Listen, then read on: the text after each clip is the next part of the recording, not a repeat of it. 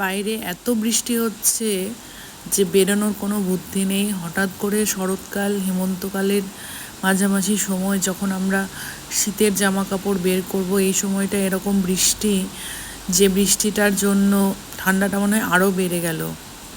প্রকৃতির অবস্থা যে কি বোঝা মুশকিল। তার সিজনের কোনো ঠিক নেই, সময়ের কোনো ঠিক নেই, যখন খুশি বর্ষা বৃষ্টি চলছে। তো কি করা, ঘরবন্দি হয়ে যখন আছি তখন ট্রেন্ডিং চলছে যেটা ঠেকুয়া, চারিদিকে ঠেকুয়া ঠেকুয়া। তো বানিয়ে ফেললাম বাড়িতে সহজেই ঠেকুয়া। খুব সামান্য উপকরণ লাগবে, আর বাড়িতে একটু সময় থাকলেই করা যায়। এখানে উপকরণগুলো আমি সব মিশিয়ে নিয়েছি, আর একটু গরম দুধ, গুড় যেটা ছিল সেটা ভালো করে আমি মণ্ডটার সাথে মেশাবো।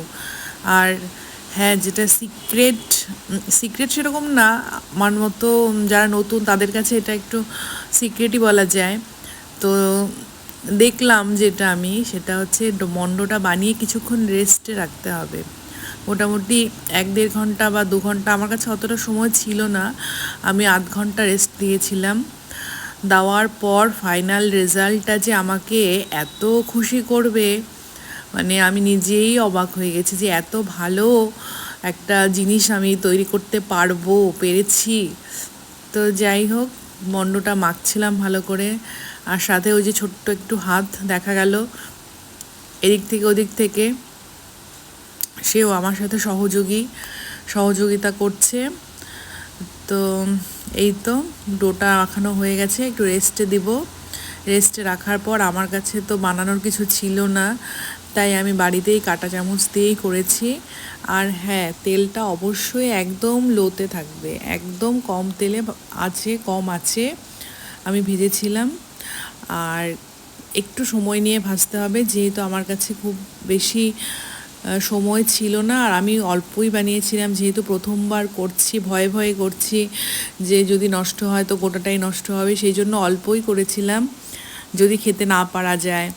তো যাই হোক, ফাইনাল রেজাল্ট এটা।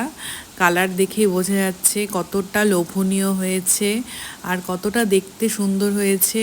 আর দেখতে সুন্দর হলে তো খেতে ভালো হবেই। তো এই তো সহজেই ঠেকুয়া হয়ে যাচ্ছে, সেরকম কোনো পরিশ্রম নেই। তোমরাও বাড়িতে ট্রাই করো। আর হ্যাঁ, যারা যারা করনি, আমি 2 ব্যাচে করেছিলাম, 2বারই ভেজেছিলাম। প্রথমবার একটু কম দিয়েছিলাম, পরের বার একটু বেশি হয়ে গেছিলো, তার জন্য পরের বার একটু ভাঙা ভাঙা হয়েছিল।